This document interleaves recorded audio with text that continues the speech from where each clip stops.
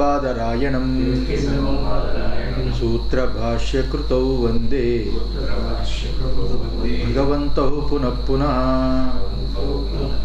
ఈశ్వరో గురురాత్మేతి మూర్తిభేద విభాగినే వ్యోమవద్వ్యాప్తదేహాయ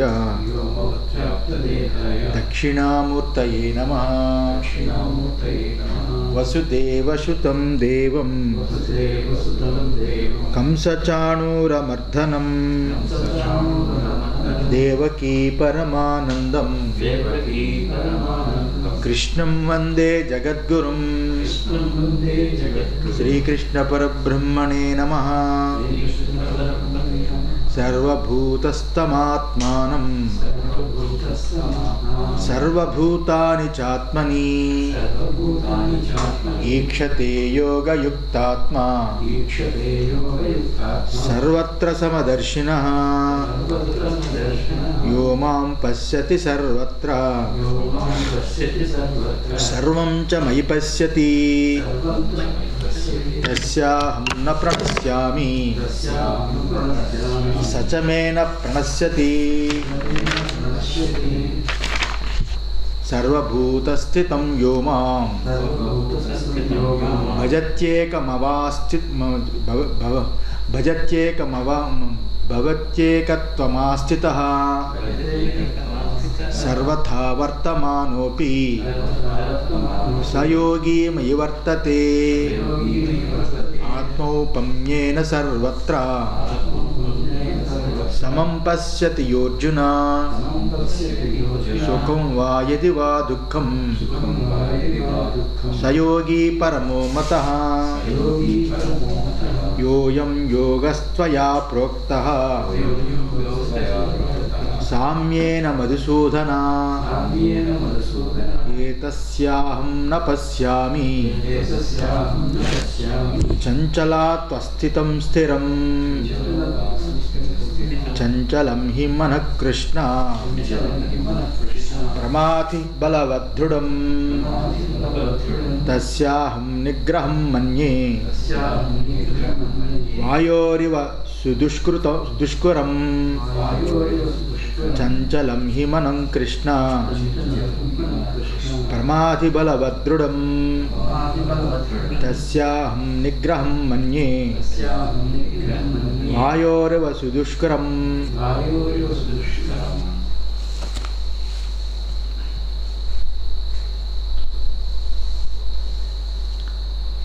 అర్జునుడు ఈ రకంగా అడిగాడు. భగవంతుడు చెప్పే ఎవరైతే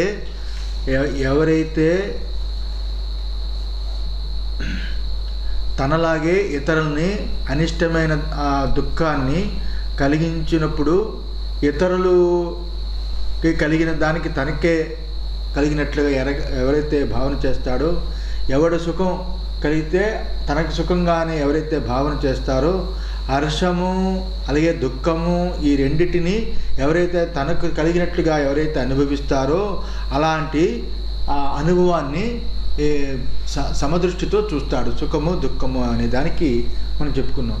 దానికి ఆ యొక్క అర్జునుడు ఈ రకంగా అన్నాడు, హే మధుసూదన, ఏ కృష్ణ, నాకు ఆ సమత్వాన్ని పొందే ఆ సమత్వ దృష్టి నువ్వేదైతే చెప్పావో అది నేను అనుసరించలేను. ఎందువల్లంటే నా మనసు చాలా చంచలమైనది. నేను ఆ యోగం చూడలేకపోతున్నాను. నాకు అది గోచరించడం లేదు. ఏమీ దాని గురించి తెలియదు. నాకు అంత స్థిరమైన స్థితిని పొందేవాడిని కాదు అని నేను నెట్వరకు చెప్పి ఇప్పుడు చంచలం హి మనః కృష్ణ ఇతి కృషతే విలేఖనార్థస్య రూపం భక్తజన పాపాదిదోష ఆకర్షణాత్ కృష్ణ చంచలం హి మనః కృష్ణ. ఏ కృష్ణ, నా మనస్సు చాలా చంచలమైనది. ఇది మనస్సు చంచలమైనది అనేది లోకంలో ప్రసిద్ధమే, అది కొత్త విషయం కాదు. అయితే ఇక్కడ కృష్ణ అనే దానికి అర్థం చెప్తున్నాడు. కృషతే, కృష్ణ అనే దానికి అర్థము కృషతే విలేఖనార్థస్య రూపం భక్తజన పాపాది దోష ఆకర్షణాత్ కృష్ణ. ఇక్కడ లాగుట అనేది ఏదైతే ఉందో ఇక్కడ విలేఖనార్థస్య రూపం అని అంటే ఇక్కడ లాగుట అంటే ఆకర్షించుట అని అర్థం. లాగుట అంటే ఆకర్షించుట అనే అర్థాన్ని ఇచ్చేది ఏదైతే ఉందో అది కృష్ అనే ధాతువు చేత వచ్చింది. కృష్ అనే ధాతువు లాగుట అంటే ఆకర్షించుట అనే అర్థాన్ని ఇచ్చేది కృష్ అనే ధాతువు.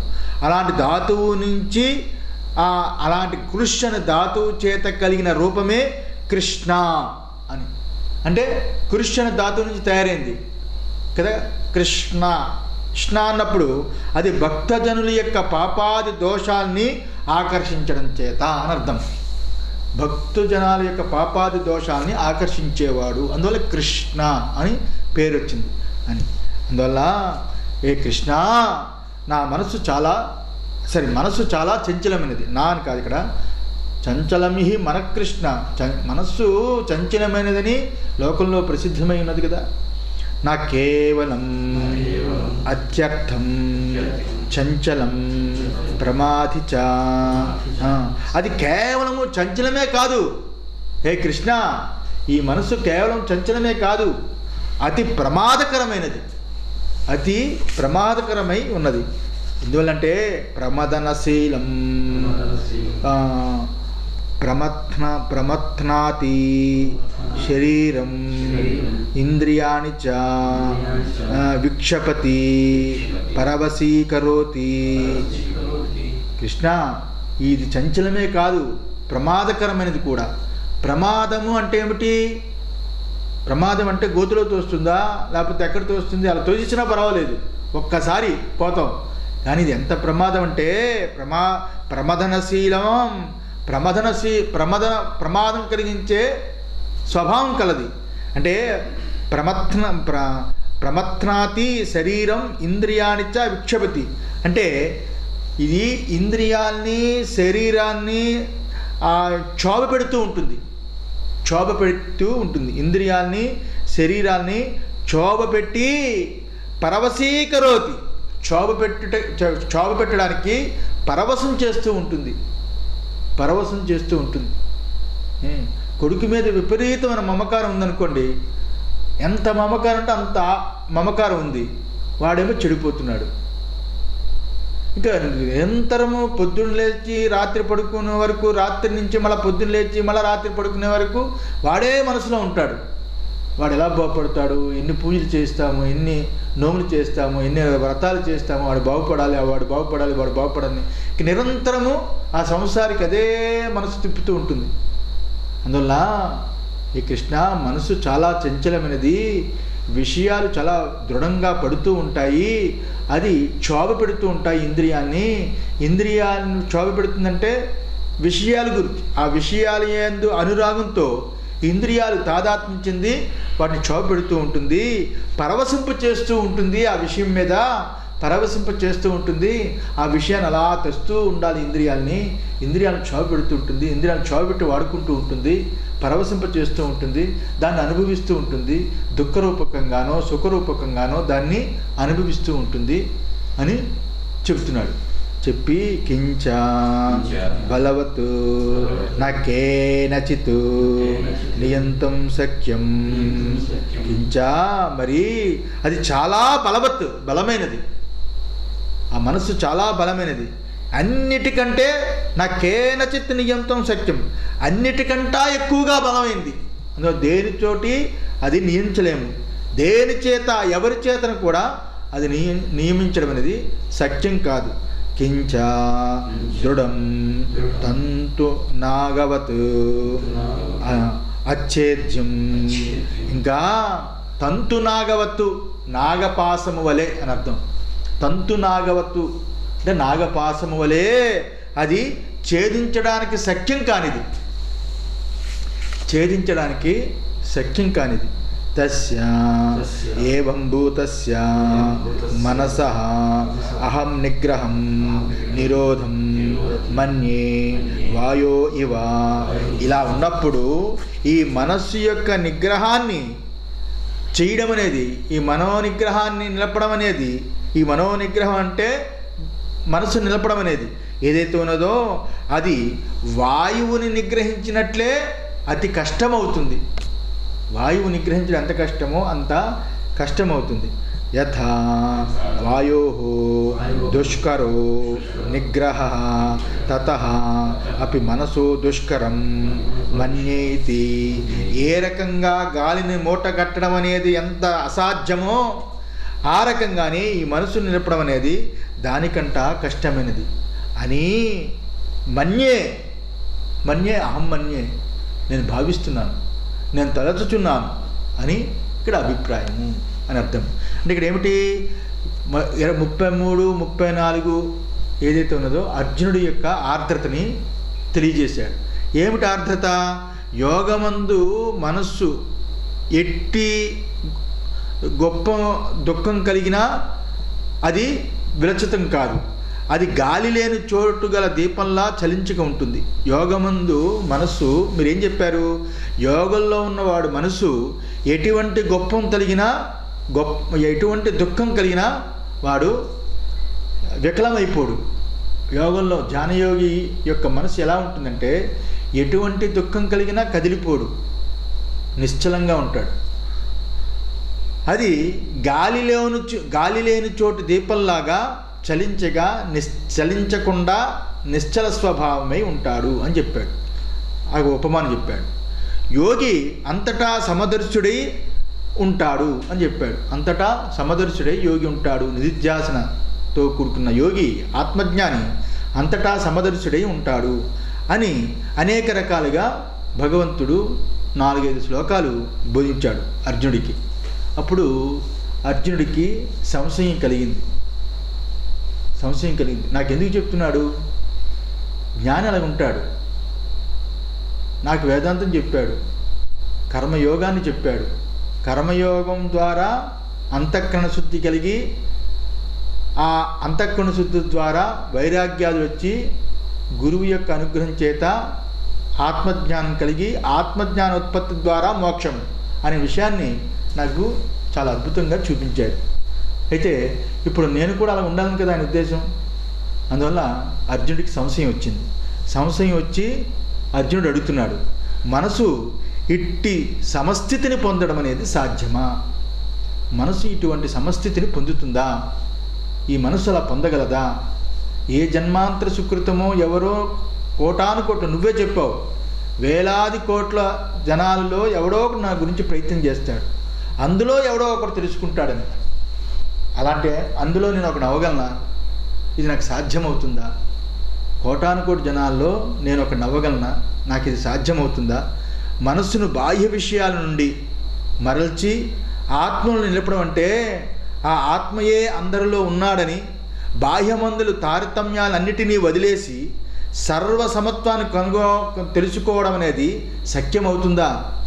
బాహ్యమైన తారతమ్యాలన్నీ వదిలిపెట్టి, బాహ్యమైన ఇది నా అక్క, ఇది నా చెల్లి, ఇది మా అమ్మ, ఇది మా నాన్న, ఇది నా తమ్ముడు, ఇదని నాకు ఆ పరిస్థితితో అనురాగం ఉంది.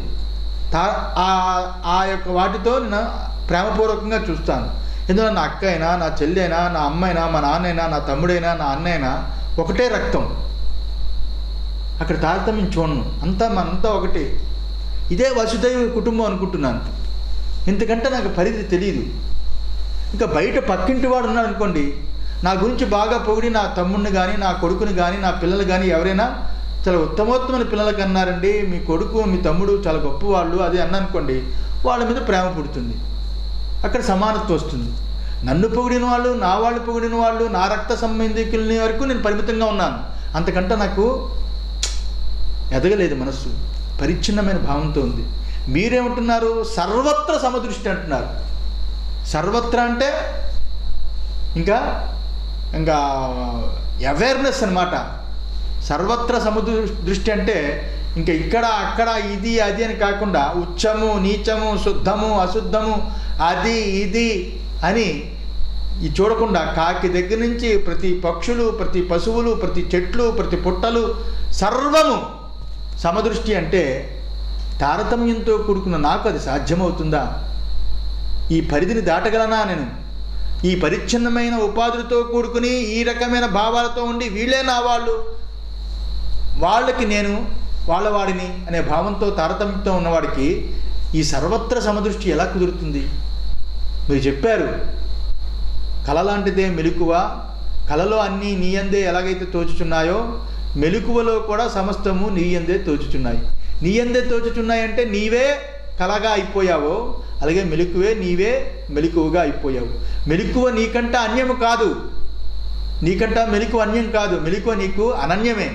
కుండ కుండ మట్టి కంట అన్యం కాదు, కుండ మట్టికి అనన్యమే. ఏ రకంగానో ఆ రకంగానే మట్టియే కుండలా భావన కలిగిందో అలాగే ఈ తానే మెలకువలా భావన కలిగింది.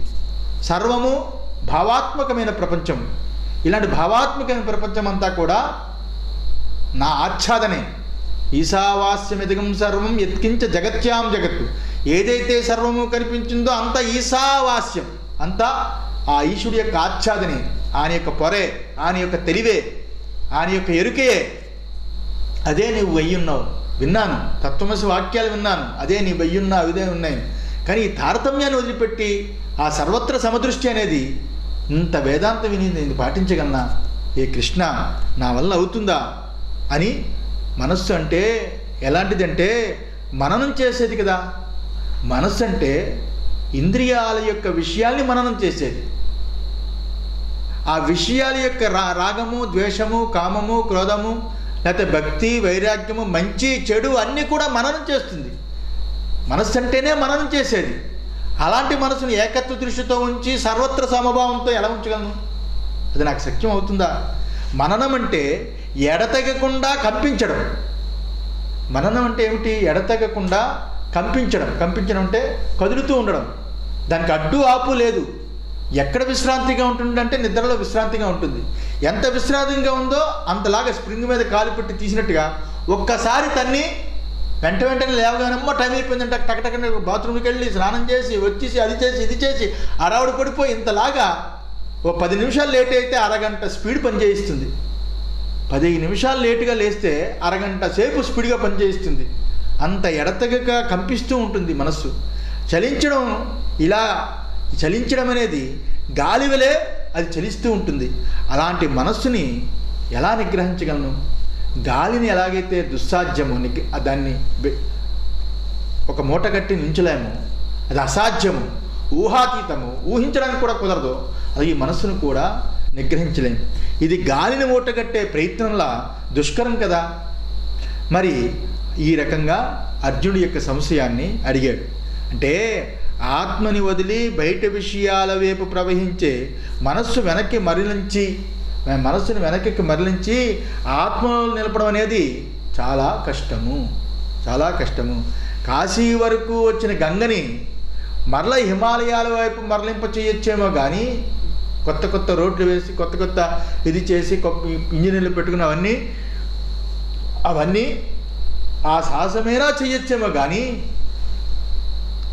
ఈ మనసుని మార్చడం అనేది గాలిని బంధించడం ఎలాగో అలా దుస్సాధ్యము అని ఈ రకంగా చెప్పాడు.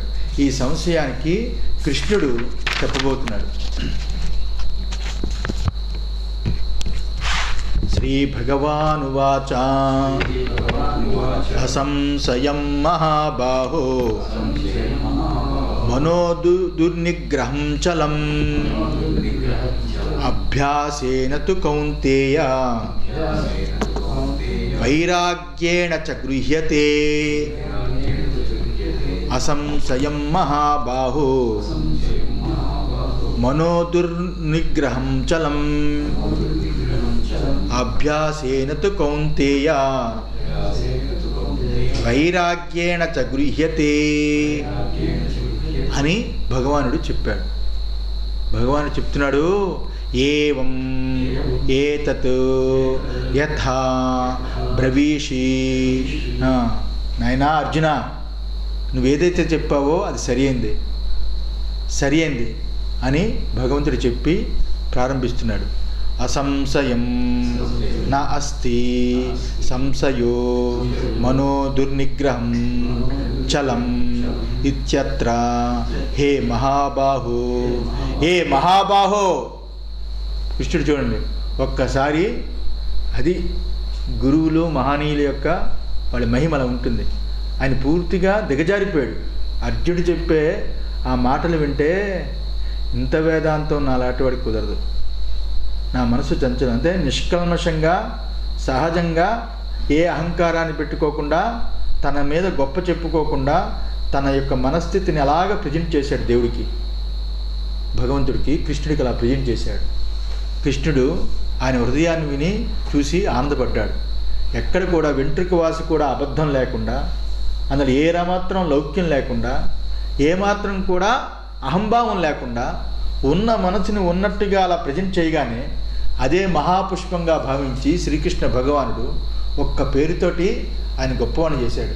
ఏ మహాబాహు అని, ఏ మహాబాహు అని అంత పెద్ద మాట వాడి ఏ అర్జునా అనొచ్చు కదా, ఇక్కడెందుకు ఆ మహాబాహు అనడం? కానీ ఏ మహాబాహు అని ఒకసారి మనసుని పెంచాడు. ఆయన మనసుని ఒకసారి పెంచి చూడవయ్యా, నా అస్థి సంశయ మనో దుర్నిగ్రహం చలం, నువ్వు చెప్పింది నిజమే, ఈ మనస్సుని వశపరుచుకోవడం అనేది చాలా కష్టం, దుష్కరం, చాలా కష్టం, సంశయం లేదు. అయితే కింతు అభ్యాసేన తూ, కింతు అంటే అయితే, లేకపోతే కానీ అని అర్థం.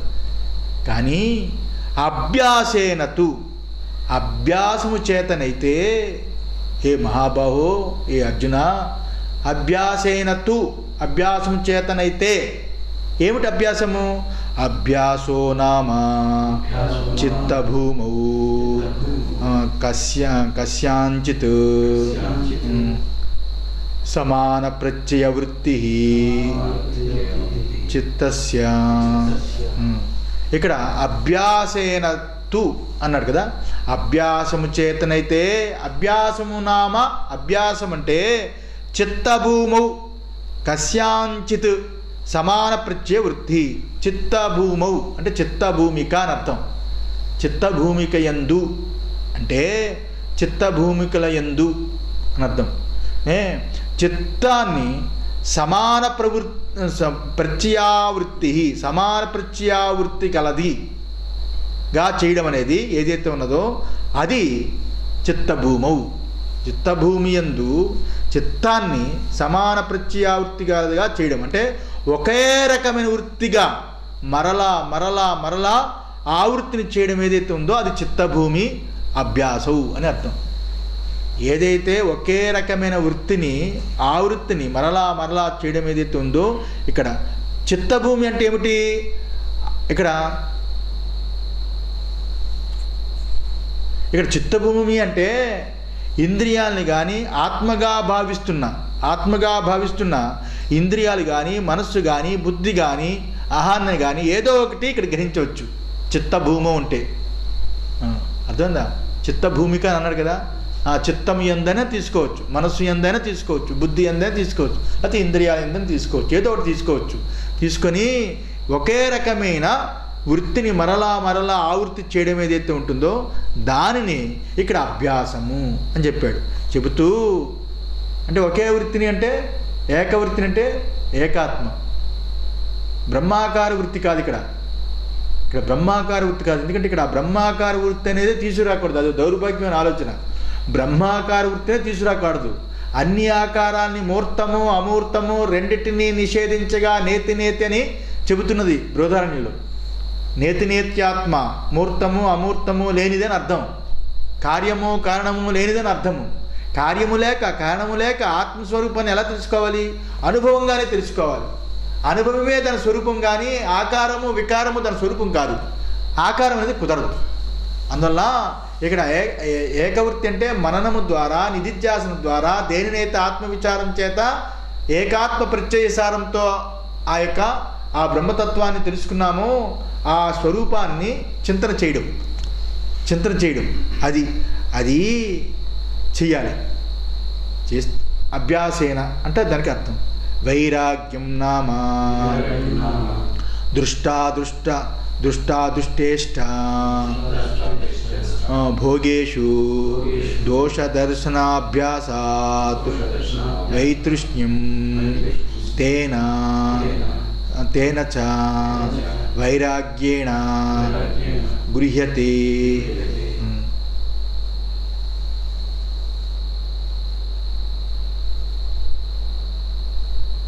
అది ఇక్కడ రాసుకున్నాను. అభ్యాసేన అంటే అర్థం ఈ సమ్యక్ దర్శనం కలుగు చేయు ధ్యానం. సమ్యక్ యథార్థ జ్ఞానాన్ని కలిగించే ధ్యానాన్నే ధ్యానం. అది అలాగే విశ్వరూప దర్శన ధ్యానం వలె, విశ్వరూప దర్శనం వలె అభ్యాసం వల్లనే కలుగుతుంది. విశ్వరూప దర్శనం ఏదైతే ఉందో అది అభ్యాసం చేతి కలుగుతుంది. కొండలు చూసినా, గొట్టలు చూసినా, ఏవి చూసినా తను ఆరాధించే దైవంగా చూడడం. నేను సుబ్రహ్మణ్య స్వామి ఉపాసకుని అనుకోండి, సుబ్రహ్మణ్య స్వామి సర్వత్రా చూడడం, అది అది అభ్యాసంలో కలుగుతుంది. ఇక్కడ అభ్యాసం అంటే భావనాభ్యాసం కాదు. విశ్వరూప ధ్యానంలాగా అలా భావనాభ్యాసం కాదు. ఆత్మస్వరూపమను స్వానుభవం తెచ్చుకొని ప్రయత్నమే అని గుర్తించాలి. ఇక్కడ అభ్యాసం అంటే ఆత్మస్వరూపాన్ని తన అనుభవంలో ఉంచుకోవడం అనే ప్రయత్నం ఏదైతే ఉందో ఆ ప్రయత్నాన్నే ఇక్కడ అభ్యాసము అని చెప్పారు. ఇంతవరకు వేదాంతమే చెప్పారు కానీ ఇక్కడ ఇంకా విశ్వరూప దర్శనం రాలేదు కదా. ఇంతవరకు వేదాంతానికి సంబంధించిన విషయాన్ని చూపించాడు కదా. అందువల్ల ఇక్కడ ఆత్మస్వరూపం యొక్క అనుభవాన్ని తెచ్చుకొని ఆ అనుభవాన్ని తెచ్చుకొని ఆ ప్రయత్నంలో ఉండడం, ఆ అభ్యాసంతో ఉండడం అనేదే ఇక్కడ గుర్తుంచుకోవాలి. వైరాగ్యం నామ, ఇక్కడ వైరాగ్యం అంటే ఏంటి? ఇక్కడ దృష్టాదృష్ట భోగేషు, దృష్టము అదృష్టము, దృష్టాదృష్ట ఇష్టభోగేషు, దృష్టాదృష్ట ఇష్టభోగేషు అంటే ఇహలోకము పరలోకము, ఇహలోకము దృష్టము, పరలోకము అదృష్టలోకాలు. ఈ రెండుటి యందు ఇష్టభోగాలు అంటే సుఖంగా ఉండాలి, ఆనందంగా ఉండాలి, హ్యాపీగా ఉండాలి అనుకునే భోగాదులు యందు ఎవరైతే దోష దర్శన అభ్యాసాత్ మాటికి ఎవరైతే దోష దర్శనం చేస్తారో చేయడం ద్వారా అని ఎప్పుడు సుఖంగా ఉండాలంటే అవుతుందా? దోషం అంటే సుఖం వస్తే అమ్మమ్మో అని దాన్ని తప్పుగా చూడడం కాదు, వివేకంతో ఆలోచించాలి. ఎప్పుడూ సుఖంగా ఉండాలనేది పెద్ద ఆశ. అలాగే అదృష్టలోకాలు కూడా ఎప్పుడూ అలా ఉండిపోవాలనేది ఆశ. అవి ఆత్యంతికమైన సుఖం కాదు, అవి ఆత్యంతికమైన సుఖం కాదు, నిరతశయమైన సుఖం కాదు, నిరతశయమైన సుఖం కాదు, తాత్కాలికమైన సుఖం, అతిశయంతో కూడుకున్న మోక్షం. అది తాత్కాలికమైన సుఖం. ఇక్కడ 100 సంవత్సరాలు ఉంటే అక్కడ 1000 ఏళ్ళు ఉంటాం. 1000 ఏళ్ళు ఉంటే సరిపోతుంది కదండి, బ్రహ్మాండమైన. ఎలాగైనా ఇక్కడే కష్టపడాలి స్వర్గం సంపాదించకంటే. అక్కడికి వెళితే 50 ఏళ్ళ కింద లెక్క. మిణుగురు పురుగు మన జీవితానికి చాలా తక్కువ దాని జీవితం. కానీ దాన్ని పెట్టి దాని మనసును పెట్టి ఆలోచిస్తే ఎంతకాలమో బతుకుతున్నట్టుగా దానికి ఉంటుంది. మన జీవితంతో ఆలోచిస్తే దాని జీవితం చాలా అల్పమైనప్పటికీ దాని జీవితంతో దాన్ని ఆలోచిస్తే దానికి ఎక్కువ జీవితం. దానికంటే కుక్కల కంటే నక్కల కంటే పశువుల కంటే ఇది. కుక్కకి ఎంత జీవితం? 12 ఏళ్ళు. దానికి అదే ఎక్కువ జీవితం. అలాగే ఒక్కొక్క దానికి ఇన్ని సంవత్సరాలు ఉన్నాయి. అన్నిటికంటే అన్ని పశుపక్షాల కంటే ఎక్కువ జీవితం అవుతుందంటే 100 ఏళ్ళు మనిషి కంటే యక్షుల కంటే కిన్నెరుల కంటే దేవతలు, అలా ఒక్కొక్కరికి. అలాగే స్వర్గంలో 1000 సంవత్సరాలు అనుకోండి ఉన్నాం ఉంటే నా దృష్టిలో అంత సుఖాన్ని అనిపిస్తున్నాడు ఈజీగా అయిపోతుంటుంది కదా. కుక్క జీవితం అంతా 12 సంవత్సరాలు అనుకోండి. మళ్ళీ క్షీణే పుణ్య మర్చిలోకం విసంతి, మళ్ళీ జారిపోతాం. పోనీ ఇక్కడ సుఖంగా ఉండాలి అంటే ఏమిటి సుఖం? నోటికి సుఖం ఉంటే ఏదో రోగం వస్తుంది. కంటికి ఎక్కువ సుఖం ఏంటంటే ఆ వస్తువు కావాలని తాపత్రయం పెరుగుతుంది. ఏ ఇంద్రియానికి ఏ విషయం సుఖం కోరుకుందామన్నా ఆ విషయం వస్తే కానీ ఆ కోరిక తీరదు. వచ్చే వరకు బలవంతం, వచ్చిన తర్వాత పోతుందేమో బెంగ అని ఈ రకంగా ఈ యొక్క దృష్టాదృష్ట విషయాలు ఎందు ఎవరైతే ఆ భోగాలు ఎందు దోష దర్శనాన్ని చక్కగా ఎవరైతే చేస్తాడో వైతృష్ణం తేన చ వైరాగ్యేణ గృహ్యతే. ఆ మాటికి ఆ దుఃఖ దోషాను దర్శనం ద్వారా పుట్టిన ఆ భావరూపాన్ని ఆ యొక్క అనిష్టాన్ని దాన్ని ఆ అనిష్టమైన అంటే ఇష్టరహితమైన వైరాగ్యం చేత విక్షేపరూప ప్రచార చిత్తస్య. ఆ వైరాగ్యం చేత చిత్తము యొక్క విక్షేపరూపమైన చంచలత్వాన్ని ఏదైతే పోగొడతామో ప్రచార చిత్తస్య, ఏదైతే అది పోగొడతామో తొలగిస్తామో ఏవం తదు మనోగృహ్యతే నిగృహ్యతే నిరుధ్యతే ఇత్యర్థత. ఈ రకంగా సాధన చేస్తే ఏకాత్వ దాన్ని ఏదైతే ఉన్నామో దాని యందు నిలపడానికి ప్రయత్నం చేయడం ఏదైతే ఉందో అది అభ్యాసం. ఆ అభ్యాసం చేస్తున్నప్పుడు ఎన్నో ఆపర్చునిటీస్ వస్తూ ఉంటాయి, మనకి ఎన్నో బాహ్యమైన ఆపర్చునిటీ వస్తూ ఉంటాయి. వాటిని దుఃఖదోషానుదర్శనం చేత వాటిని వదులుకోవడం అనేది వైరాగ్యం. రెండు ఉన్నప్పుడు ఆ ఏకత్వ దృష్టితో నిలబడగలం. ఏకత్వ దృష్టి వచ్చేసింది కాబట్టి ఇంకా నేను ఇంద్రుడిని అయిపోయాను, చంద్రుడిని అయిపోయాను, నేనే ఆత్మ అయిపోయాను, నేనే బ్రహ్మ అయిపోయాను అనుకున్నావా, వైరాగ్యం డిస్కు అక్కడిని మళ్ళీ కొట్టేస్తుంది. ఇంకా బ్రహ్మకి ఇంకేదైనా సర్వ కామాలు వస్తాయంటే ఇది అనుకుంటాను అనుకుని అన్ని కామాలు అనిపించేస్తాం. అన్ని కోరికలు సర్వకామాన్ భవతి, అన్ని కామములు అన్ని కోరికలు తీరిపోతాయి ఒక ఆత్మజ్ఞానం చేత అన్నాడు కదా. అందువల్ల నేను ఇంత భోగంగా ఉన్నాను, ఇంత ఐశ్వర్యంగా ఉంటాను, ఆనందంగా ఉన్నానా అనుకున్నామా, ఒక్కసారి జారిపోతాం అంతే కదా. అందువల్ల అభ్యాసము ప్లస్ వైరాగ్యము ఈ రెండు ఈ విధంగా మనసును నిరోధించడం, ఈ రెండు ఉంటే ఈ రకంగా మనసును నిరోధించడం అనేది సాధ్యమవుతుంది అని. అంటే ఇక్కడ ఏంటి, బహిర్ముఖత్వాన్ని వదిలిపెట్టడమే ఇక్కడ మనోనిగ్రహం అని అర్థం. బహిర్ముఖత్వాన్ని వదిలిపెట్టడం, దుష్టాదుష్ట విషయాదురి యందు నిరోధించడమే ఇక్కడ మనోనిగ్రహం అని అర్థం. అదే ఇక్కడ చిత్త నిరోధం.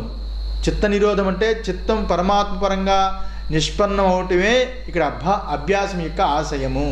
అభ్యాసం యొక్క ఆశయము ఈ అభ్యాసమే నిధిధ్యాసన అని చెప్పబడింది.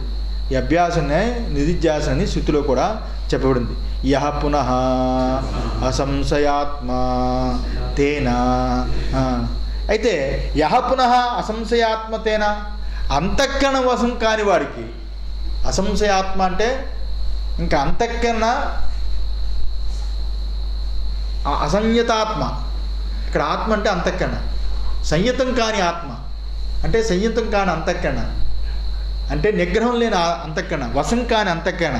అయితే మరి ఆ వాడు ఏమవుతాడు, అలాంటి వాడు ఏ రకంగా ఏమవుతాడు అంటే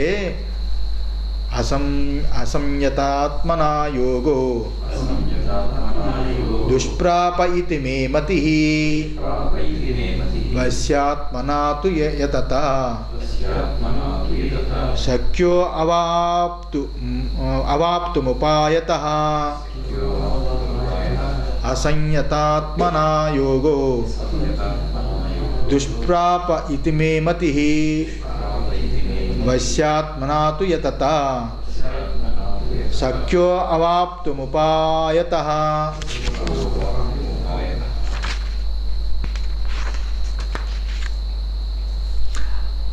అసంయతాత్మనా అభ్యాస వైరాగ్యాభ్యాం అసంయత ఆత్మా అంతఃకరణం యస్య సహ అయం అసంయతాత్మా తేన అసంయతాత్మనా యోగో దుష్ప్రాపో దుఃఖేన ప్రాప్యతే ఇతి మే మతి.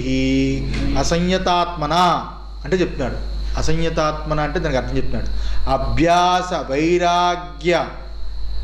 వైరాగ్యాభ్యాం అని, అభ్యాసము వైరాగ్యము ఈ రెండిటి చేత పైన చెప్పాడు కదా, అభ్యాసము వైరాగ్యమని ఆ రెండిటి చేత అసంయత ఆత్మ అంతఃకరణం యశస అయం అసంయతాత్మ. అలాంటి అభ్యాసము వైరాగ్యముల చేత ఎవరికైతే నిగ్రహించబడదో అలాంటి అంతఃకరణ ఎవరికి ఉందో అలాంటి వాడు అసంయయాత్మాని అసంయతాత్మాని. తేన అసంయతాత్మనా యోగో దుష్పాపో దుఃఖేన ప్రాప్యతి ఇతి మే మతి. అలాంటి అసంయతాత్ముడు ఎవడైతే ఉంటాడో అలాంటి వాడికి యోగము దుష్ప్రాప్యము. మనస్సును నిగ్రహించలేని వాడికి ఈ యొక్క యోగము, ఈ నిధిధ్యాసన యోగము కుదరదు. ఎందువల్ల చాలా వాడికి ఆ దుష్ప్రాప్యం అంటే ఆ నిధిధ్యాసన ఆ బ్రహ్మభావం ఏదైతే ఉన్నదో అది దక్కడం అనేది కష్టము అని చెప్పి మే మతి, అది నా మతం అంటే నా అభిప్రాయం. ఇది నా అభిప్రాయమని కృష్ణుడు పూర్తిగా చెప్పాడు. యహతు పునః వశ్యాత్మా అభ్యాస వైరాగ్యాభ్యాం వశ్యత్వం ఆపాదిత ఆత్మా మనోయస్య సహ అయం వశ్యాత్మా తేన వశ్యాత్మనా తు యతత భూయః అపి ప్రయత్నం కుర్వత శక్యః అవాప్సు యోగ ఉపాయతే యథోక్తాత్ ఉపాయం. ఎవరైతే అసంయతాత్ముడు ఉంటాడో అలాంటి వాడికి ఈ యోగం దక్కడం అనేది కష్టము అని నా అభిప్రాయం అని చెప్పాడు. ఇప్పుడు ఎవడైతే యహతు పునః వశ్యాత్మ, ఎవడైతే వశ్యాత్ముడై ఉంటాడు, అంతఃకరణని వశం చేసుకున్నవాడు ఎవడైతే ఉంటాడో, ఎలాగా అభ్యాస వైరాగ్యాభ్యాం, అభ్యాసం చేత వైరాగ్యం చేత ఎవడైతే వశపరుచుకుంటాడో అలాంటి వాడు ఆపాదిత ఆత్మమనో యస్య సహా, అలాంటి వాడు ఎవడి ఆత్మ అంటే ఇక్కడ అలాంటి మనస్సు ఎవరికైతే ఉంటుందో అలాంటి వాడు, అటువంటి వాడు వశ్యాత్మ, ఆ మనస్సుని వశం చేసుకున్నవాడు. తేన వశ్యాత్మన తు, ఇలాంటి వశ్యాత్ముడైతే యతతా భూయహాపి, ఈ ప్రయత్నం యతతా భూయహాపి ప్రయత్నం కుర్వత, ప్రయత్నం చేస్తున్నాడు కాబట్టి అభ్యాస వైరాగ్యాన్ని ప్రయత్నం చేస్తున్నాడు కాబట్టి అలా ప్రయత్నం చేస్తూ ఉంటే మరలా అలా ప్రయత్నం చేస్తూ ఉంటే ప్రయత్నం కుర్వత సఖ్య, అలాంటి వాడికి సఖ్యం అవుతుంది. అవాప్సు యోగం ఉపాయతే, అలాంటి వాడికి పైన చెప్పిన ఉపాయం చేత తప్పకుండా వాడు పొందుతాడు అని అర్థం అని శ్రీకృష్ణ భగవానుడు చెప్పుకున్నాడు. తత్ర యోగాభ్యాస అంగీకారణేన పరలోక